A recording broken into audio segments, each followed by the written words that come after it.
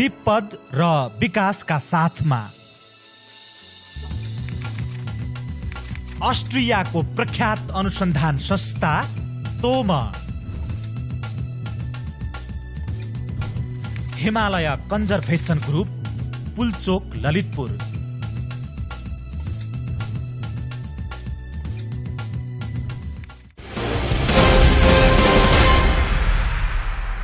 नमस्कार, कार्यक्रम विपद र विकासमा तपाईलाई हार्दिक स्वागत छ। विपद व्यवस्थापन र दिगो विकासका पक्षमा समर्पित यो कार्यक्रममा हामी विपद, त्यसको न्यूनीकरण, व्यवस्थापनका साथै दिगो विकासका आधारबारे सामग्रीहरू प्रस्तुत गर्छौं। दर्शकहरू, गत बिहीबार नेपालको उत्तरी क्षेत्र सोलुखुम्बु र दोलखाको सिमानामा 5.9 रेक्टर स्केलको भूकम्प गयो।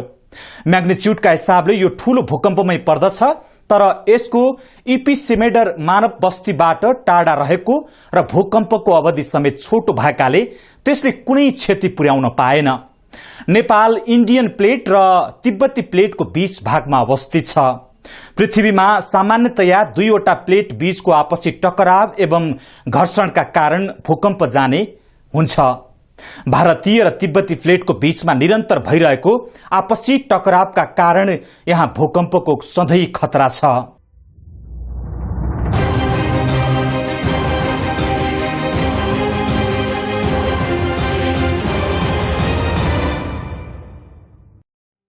गत बिहीबार नेपालको उत्तरी क्षेत्र सोलुखुम्बु र दोलखाको सिमानामा 5.9 रेक्टर स्केलको भूकम्प गयो। म्याग्निच्युडका हिसाबले यो ठूलो भूकम्पमै पर्दछ, तर यसको एपिसेन्टर मानव बस्तीबाट टाढा रहेको र भूकम्पको अवधि समेत छोटो भएकाले त्यसले कुनै क्षति पुर्याउन पाएन। 10 सेकेन्ड भन्दा कम समय मात्र कम्पन गराएको सो भूकम्पको अवधि यदि लम्बिएको भए त्यसले टाढा टाढाका स्थानसम्म पनि क्षति पुर्याउन सक्थ्यो भन्छन् विज्ञहरू। हामीहरू प्रायजसो भूकम्प आइसकेपछि र त्यसपछिका केही समय मात्र भूकम्पका बारेमा चर्चा परिचर्चा गर्छौं। समय बित्दै जाँदा अर्को भूकम्प फेरि जान सक्ने सम्भाव्यतालाई भने ख्यालै गर्दैनौं। तर नेपाल, जहाँ हामी बसिरहेका छौं, यो क्षेत्र भूकम्पीय सुरक्षाका दृष्टिकोणले अत्यन्त संवेदनशील क्षेत्र भएकाले भूकम्पबारे पर्याप्त ज्ञान राख्नु र भूकम्पबाट बच्ने उपायको अवलम्बन गर्नु अपरिहार्य छ। भूकम्प अर्थात् भुइँचालो भन्नाले पृथ्वीको कम्पन हो, जो भूगर्भीय गडबडीमा आउने गर्छ। यो कम्पनलाई रेक्टर स्केलमा नापिन्छ। 8 रेक्टर स्केल भन्दा धेरै परिमाणका भूकम्पलाई ठूला भूकम्प र त्यो भन्दा साना 6 रेक्टर स्केल सम्मका भूकम्पलाई मझौला भूकम्प भनिन्छ। त्यस्तै 6 रेक्टर स्केल भन्दा साना 4 रेक्टर स्केल सम्मका भूकम्पलाई साना भूकम्प भनिन्छ। जमिनबाट 80 देखि 100 किलोमिटर तलसम्मको पृथ्वीको माथिल्लो भाग धेरै टुक्राहरूमा विभाजित छ। प्राविधिकहरू यी टुक्राहरूलाई टेक्टोनिक प्लेट भन्दछन्। यस्ता प्लेटहरू समुद्रमा डुङ्गा तैरिए जस्तो एस्थोनेस्फेयरमा तैरिएर निश्चित दिशामा हिँडिरहेका छन्। यसरी हिँड्ने क्रममा यस्ता प्लेटहरू कहीँ एक अर्काबाट टाढा जान्छन् भने कहीँ नजिक आएर ठोक्किने गर्छन्। यसरी प्लेटहरू ठोक्किँदा एक प्लेट अर्कोको मुनि घुस्दा वा घोटिन पुग्दा त्यो क्षेत्रमा दबाव सिर्जना हुँदा शक्ति सञ्चय हुँदै जान्छ। केही समयसम्म यस्तो शक्ति सञ्चित भएर रहन्छ, तर जब यस्तो शक्ति उक्त क्षेत्रमा रहेको चट्टानले थाम्ने क्षमताभन्दा बढी हुन्छ, तब पृथ्वीको माथिल्लो तहमा रहेका चट्टान समेत फोरेर भएभरको ऊर्जा एकैचोटि बाहिर निस्कन्छ। यसरी सयौं वर्षदेखि सञ्चित ऊर्जा 81 बाहिर निस्कँदा भूकम्प जान्छ। खास गरी टेक्टोनिक प्लेटहरूको सिमानामा बढी भूकम्प जाने गर्छ। नेपालको पुरै क्षेत्र पूर्वदेखि पश्चिमसम्म जुन नेपाल हिमालय 800 किलोमिटर, टोटल हिमालयको 2500 किलोमिटर लामो चाहिँ हिमालय श्रृङ्खला जुन छ, त्यसमा चाहिँ 800 किलोमिटर बीचमा नेपाल हिमालय पर्छ। यो पुरै क्षेत्र भूकम्पको लागि चाहिँ अति नै भूकम्प जान सक्ने क्षेत्र हो। यस्ता सिमानामा प्लेटहरू एक आपसमा ठोक्किने, एक प्लेट अर्कोमा घोटिएर तेर्सो गरी चिप्लिने, दुई प्लेट टाढा जाने र एक प्लेट अर्को मुनि घुस्ने क्षेत्र भूकम्पीय क्षेत्रमा पर्दछन्, जसमा नेपाल पनि एक हो, जुन इन्डियन प्लेटको माथि रहेको छ। त्यसैले यहाँ नियमित जसो कहीँ न कहीँ थाहै नपाइने साना र ठूला मध्ये कुनै न कुनै प्रकारका भूकम्प गइरहन्छन्।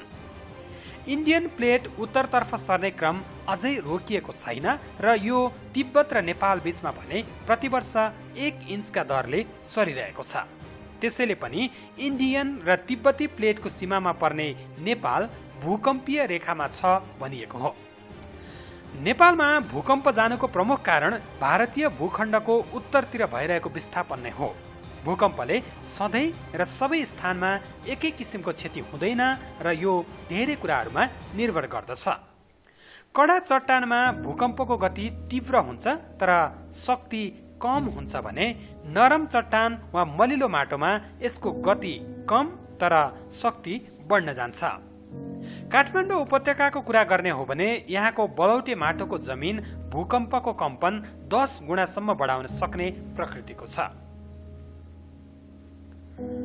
के प्रब्लम छ भने काठमाडौँमा जति टाढा भए तापनि तपाईको काठमाडौँको यो चाहिँ जुन माटो छ नि एकदम मलिलो छ र एकदम चाहिँ तपाईको गहिराईमा छ। गहिराईमा छ भने मतलब के भने कि गहिरो डेप्थमा छ र त्यसको मन्तिर मात्र चाहिँ कडा चाहिँ चट्टान पाउँछ कि। त्यसले गर्दाखेरि जति त्यो माटोहरू जसलाई हामी सेडिमेन्ट भन्छौँ त्यो सेडिमेन्ट जति मलिलो भयो र जति चाहिँ गहिराई त्यसको डेप्थ बढ्दा हो त्यसले चाहिँ त्यो जुन हाम्रो चाहिँ कम्पन हुने हो भूकम्प बढाउने कम्पन त्यसलाई एम्प्लिफाई गरिदिन्छ निकै 4 गुणा 5 गुणासम्म कुनै कुनै ठाउँमा र जहिले पनि त्यो हुन्छ। भूकम्प जाने जमिनभित्रको केन्द्रलाई हाइपो सेन्टर र त्यसको ठिक माथि सतहको बिन्दुलाई इपी सेन्टर भनिन्छ। केन्द्रबाट सँगसँगै 2वटा तरङ्ग निस्कन्छन् र त्यो भूसतह हुँदै टाढा टाढासम्म पुग्छ। नेपालमा भूकम्पको कुरा गर्ने हो भने भोजपुर केन्द्र बनाएर विक्रम सम्वत 1990 मा गएको 8.2 रेक्टर स्केलको महाभूकम्पलाई सबैभन्दा ठूलो रेकर्ड भएको भूकम्प मानिन्छ। विक्रम सम्वत 2045 मा उदयपुर केन्द्रबिन्दु रहेको 6.5 रेक्टर स्केलको भूकम्प एवं 3 वर्ष अघि 2068 असोज 1 गते पूर्वी नेपालको ताप्लेजुङ र भारतको सिक्किमको सिमानामा केन्द्रबिन्दु बनाएर गएको 6.9 रेक्टर स्केलको भूकम्प पनि ठूला भूकम्पमा पर्दछ। 1990 सालमा गएको महाभूकम्पबाट नेपालमा मात्र 7,000 भन्दा बढीले ज्यान गुमाएका थिए। त्यसैगरी विक्रम सम्वत 2045 सालमा गएको भूकम्पबाट 700 भन्दा बढी मानिसको मृत्यु भएको थियो भने 68 असोजको भूकम्पबाट नेपालमा 8 जना र भारतमा 50 जना भन्दा बढीको ज्यान गएको थियो। यसबाहेक साना भूकम्पहरू दिनौं जसो गइराखेका हुन्छन्। यकिन अध्ययन वा प्रमाण फेला नपरे पनि प्रत्येक 100 वर्षमा नेपालमा ठूला भूकम्प जाने गरेको यस क्षेत्रमा लागेकाहरूको भनाइ छ। त्यसैले भूकम्पीय रेखामा बस्ने हामी नेपालीका लागि भूकम्पबारे पर्याप्त जानकारी गराउन अब ढिला गर्नु हुँदैन।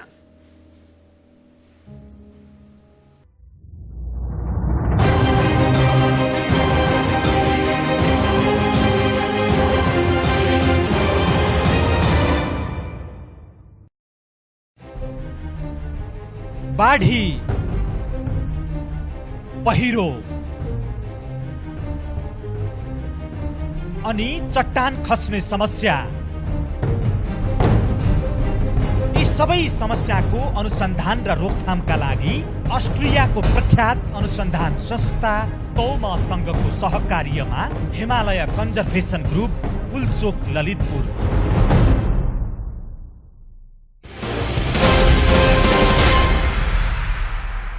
दर्शकहरू, कार्यक्रम विपद र विकासको आजको श्रृंखलामा हामी भूकम्प, त्यसका कारण, नेपालमा यसको खतरा र बच्ने उपायका बारेमा विज्ञहरूका सुझाव सहितका सामग्रीहरू प्रस्तुत गर्दैछौं। हामी कहाँ भुइँचालो आएपछि बच्ने उपायका बारेमा बढी चर्चा गरिँदैछ, जबकि भूकम्प आफैले कसैको ज्यान लिँदैन। यहाँनिर बुझ्नै पर्ने कुरा के छ भने भूकम्पका कारण पृथ्वीमा उत्पन्न हुने कम्पनलाई थेग्न नसक्ने मानव निर्मित संरचनाहरू नै मानवीय र अन्य धनजनको क्षतिका कारणहरू हुन्। भूकम्प जाँदा कमजोर, अति अग्ला एवं पुराना भवन एवं संरचनाहरू ढल्ने तथा भत्किने खतरा हुन्छ। त्यसबाट बच्नका लागि सुरक्षित आवास एवं अन्य संरचनाहरू निर्माण गर्नु भूकम्पीय क्षति न्यूनीकरणको सबैभन्दा पहिलो र मुख्य उपाय हो। तर के संसारमा भूकम्पीय जोखिमका हिसाबले उच्च स्थानमा पर्ने काठमाडौँ उपत्यकामा भवनहरूको अवस्था र बसोबास सुरक्षित छ त?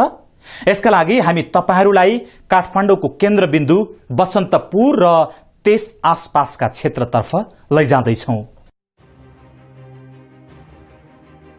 दर्शकहरू, यो घरलाई एकपटक राम्ररी निहालेर हेर्नुहोस् त।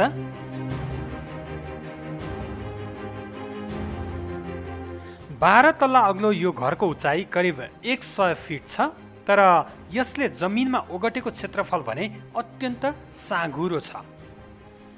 काठमाडौँको केन्द्रमा अवस्थित सङ्कटा मन्दिरको नजिकै रहेको यो घर धरहरा भन्दा पनि अग्लो देखिन्छ। सामान्य सिद्धान्त अनुसार पनि घरको उचाइ र घर बन्ने जमिनको क्षेत्रफलको अनुपात मिल्नुपर्ने हो, तर गगनचुम्बी यो भवनले जमिनमा ओगटेको क्षेत्रफल उचाइको तुलनामा नगण्य मात्र छ भन्दा अत्युक्ति नहोला। त्यस्तै खिचा पोखरीमा बनाइएका यी भवनहरू पनि एकपटक हेरौँ त।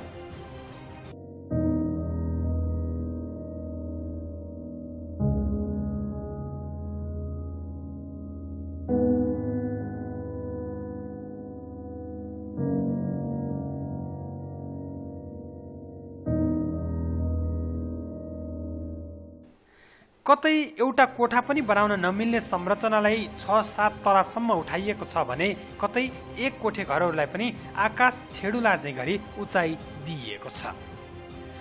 यी घरहरूको पनि जमिनको आधार हेर्ने हो भने अत्यन्त कम क्षेत्रफलमा बनेको प्रष्टै देख्न सकिन्छ।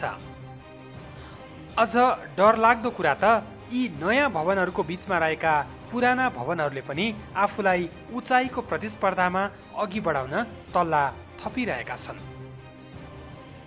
सीमित जग्गा जमिन र बढ्दो शहर केन्द्रित जनसङ्ख्याका कारण यसरी असुरक्षित रूपमा भौतिक संरचना निर्माण गर्ने क्रम काठमाडौँ उपत्यकामा अझै रोकिएको छैन।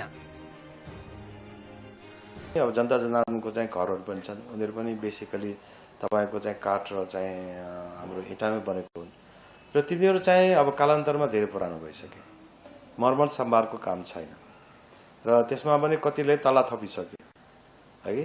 अब कतिले चाहिँ पहिले 3 तला थियो भने 4 तला बनाउने, 5 तला बनाउने गरिसके, किनभनेदेखि मान्छेको लिभिङ स्ट्यान्डर्ड चेन्ज भयो, त्यही अनुसार आवश्यकता पनि भयो भन्दै गइरहेछ। तर कतिले त्यो बनाउन सकेन पनि र त्यसो गर्दा के भने जग्गा एउटा पाउन साथै नयाँ किसिमले इन्जिनियरिङ डिजाइनै गरेर पनि नयाँ मेटेरियल कङ्क्रिट स्टिल इत्यादि गरेर नयाँ घरहरू बनायो र जति सक्यो माथि जाने, किन जग्गाको भाउ त अब महँगो भयो भने हिसाबमा गयो र त्यसको त्यो कारणले तपाईँले भनेकै थर हो भनौँ, दायाँ बायाँ चाहिँ ठुलो गगनचुम्बी घरहरू छन् नयाँ र बिचमा पुरानो घर बाँकी रहन्छ। यो चाहिँ सबभन्दा चाहिँ अप्ठ्यारो चाहिँ स्थिति हो एक्चुअली। हुन त सरकारले नगर क्षेत्रहरूमा भवन निर्माण गर्दा भवन आचार संहिता लागू गरेको छ, तर ती मापदण्डहरूलाई काठमाडौँका विभिन्न स्थानमा ठडिएका यी गगनचुम्बी भवनले ठाडै चुनौती दिइरहेको भान हुन्छ।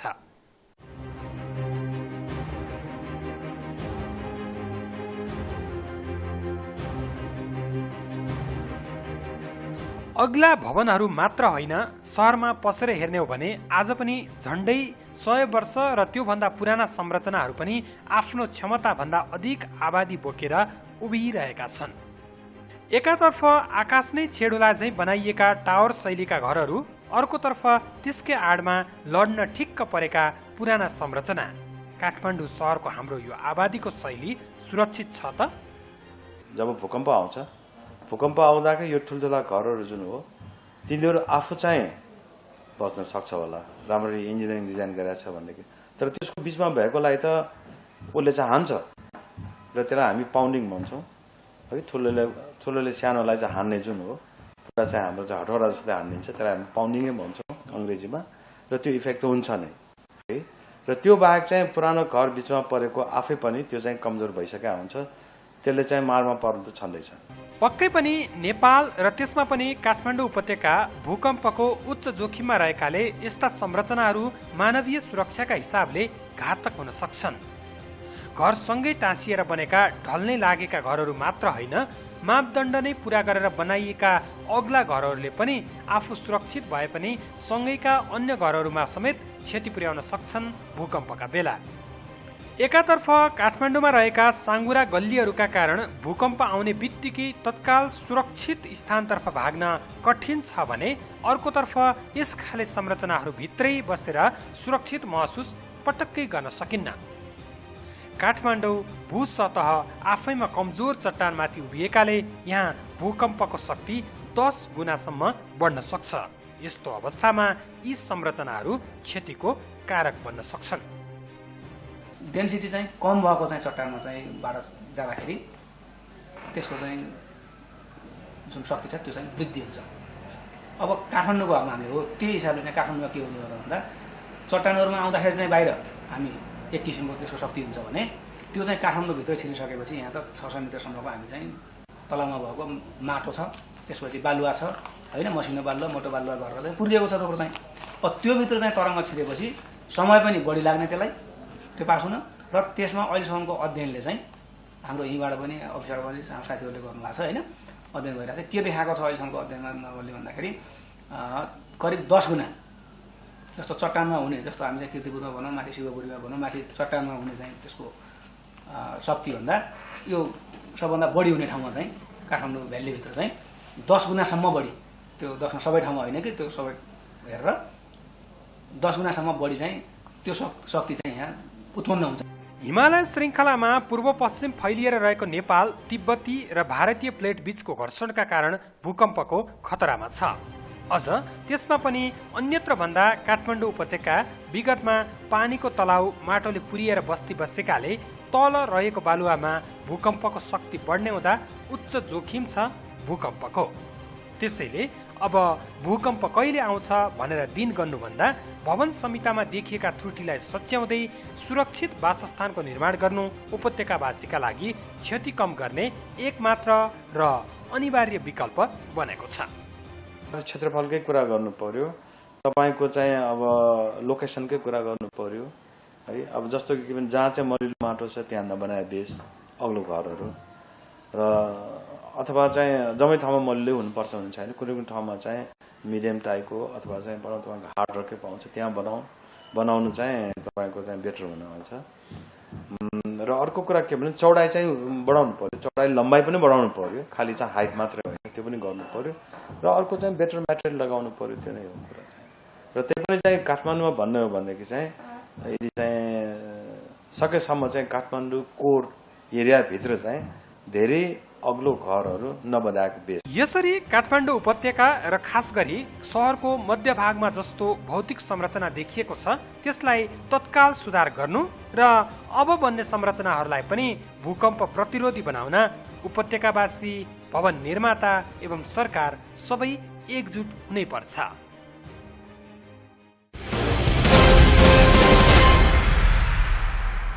दर्शकहरू, काठमाडौँ उपत्यका त भूकम्पीय उच्च जोखिमको एउटा उदाहरण मात्रै हो। हिमालय पर्वत श्रृंखलाको करिब 800 किलोमिटरमा पूर्व पश्चिम फैलिएर बसेको नेपालको सम्पूर्ण भूभाग नै भूकम्पीय रेखामा परेका कारण कतै पनि ढुक्क भएर बस्ने अवस्था छैन। नेपालमा विक्रम सम्वत 1990 यता खासै ठूलो भूकम्प गएको छैन। भूकम्पीय क्षेत्रमा भूकम्पको खतरा त्यति बढी हुन्छ जति त्यस क्षेत्रमा भूकम्प नगएको समय लामो भएको हुन्छ। अझ गोर्खादेखि देहरादूनसम्मको क्षेत्रमा ठूलो भूकम्प नगएको सदियौं भइसकेको छ। त्यसैले भूकम्पबाट हामी भाग्न कदापि सक्दैनौं। बरु भूकम्प आउँदा पनि सकेसम्म नअल्झिने र भत्किहाले पनि कम क्षति पुर्याउने ढंगका संरचनाहरूको निर्माणमा ध्यान दिनुपर्छ। मानवीय आनी बानी र आचार व्यवहार पनि विपदमा क्षति बढाउने कारक बन्ने गरेका छन्। भूकम्पकै कारण भन्दा पनि भूकम्प आउँदा अग्लो स्थानबाट हाम फाल्दा वा भागदौडमा परि धेरै मानवीय क्षति हुने गरेको विगतमा भएका विभिन्न प्राकृतिक विपदका घटनाहरूमा देखिँदै आएको छ। भूगोल फेर्न सकिँदैन, तर सुरक्षित बसोबास र व्यवहारबाट जोखिमयुक्त स्थानमा पनि सम्भावित खतरा टार्न सकिन्छ। भूकम्पलाई पन्छाएर पन्छाउन सकिँदैन, न त भूकम्पीय क्षेत्रमा पर्यो भनेर आफ्नो थात थलो नै छोड्न सक्छ मानिसले।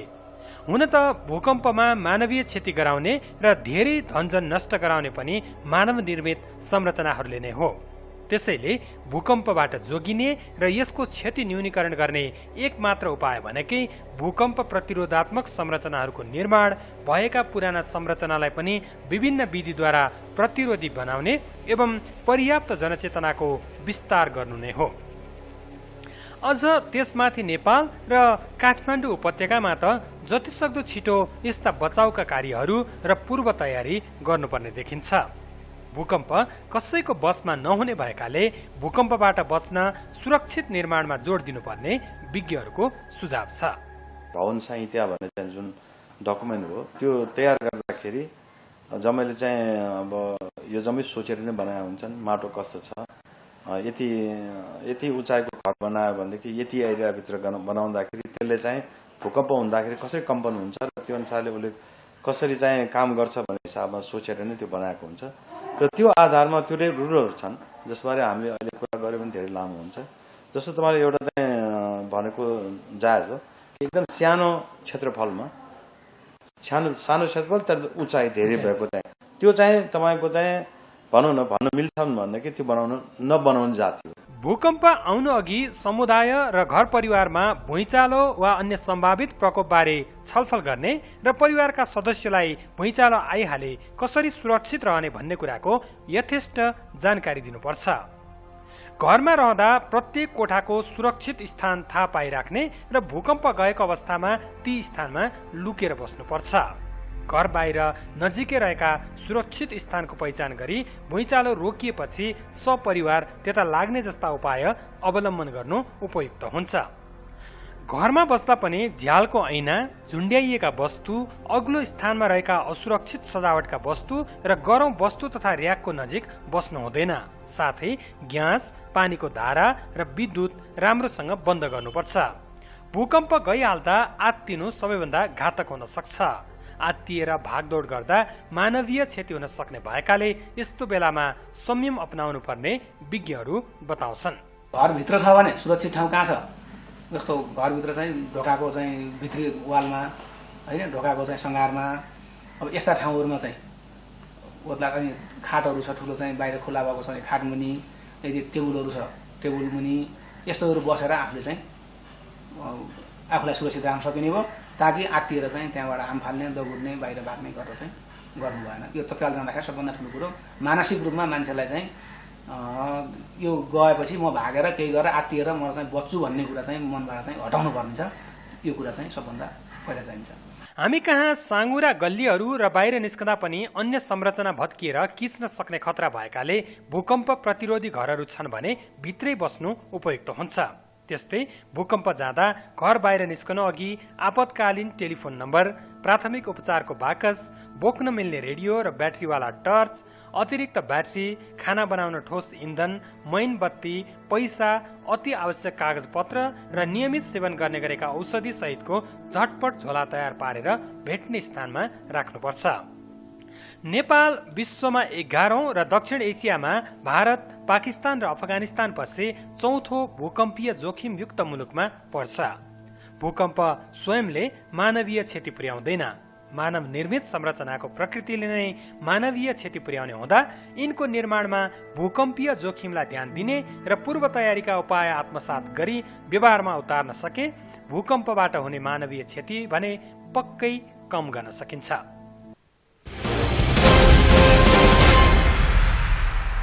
नेपाल भूकम्पीय दृष्टिकोणले उच्च जोखिममा छ भन्ने जानिसकेपछि हामीले पनि हाम्रा घर, बस्ती र शहरहरूलाई भूकम्प प्रतिरोधी बनाउन शैक्षिक, सामाजिक, आर्थिक सबै प्रयासको थालनी आजैबाट किन नगर्ने? सरकारले पनि भूकम्पबारे अत्याधिक जनचेतनाको विस्तार गर्दै पाठ्यक्रममा नै यसबारे सामग्री समावेश गरी सुरक्षित समुदाय निर्माणको राष्ट्रिय संकल्प गर्नुपर्दछ। हाल भएको भवन निर्माण आचार संहिताका कमी कमजोरी हटाउँदै त्यसको पूर्ण कार्यान्वयन गर्नु सरकार र सबै सम्बन्धित निकायको जिम्मेवारी हो। भूकम्प गइसकेपछि पनि हाम्रा सूचना प्रणालीहरू चुस्त नहुँदा क्षतिको विवरण प्राप्त गर्न तथा राहत उद्धारमा ढिलाइ हुने गरेको छ। तसर्थ भूकम्पबारे पर्याप्त जनचेतना र भूकम्पको जोखिम न्यूनीकरणमा सुरक्षित संरचना निर्माण एवं आचार व्यवहारमा हामी सबै प्रतिबद्ध हुनुपर्छ। हरेक सर्वसाधारणदेखि राज्यका सबै जिम्मेवार निकाय आजैबाट भूकम्पको सम्भावित न्यूनीकरणमा गम्भीर नबन्ने हो भने भुइँचालो जाँदा आफ्नै आँखा अगाडि भयावह क्षति टुलु हेर्न हामी विवश हुनेछौं। त्यसैले आजैबाट सुरु गरौं घर घरमा भूकम्पबारे चर्चा, भूकम्प प्रतिरोधी संरचना निर्माण अनि भूकम्प सुरक्षाको राष्ट्रिय अभियानमा। हवस् त, कार्यक्रम विपद र विकासको यो श्रृंखला यही सकिन्छ। विपद व्यवस्थापन र दिगो विकासका पक्षमा हामीले थालेको अभियानमा तपाईको साथ जरुरी छ। स्क्रिनमा देखिएका इमेल ठेगानामा तपाईका सल्लाह, सुझाव र प्रतिक्रिया लेख्न नभुल्नुहोला। आजका लागि यो कार्यक्रमबाट बिदा दिनुहोस्। नमस्ते।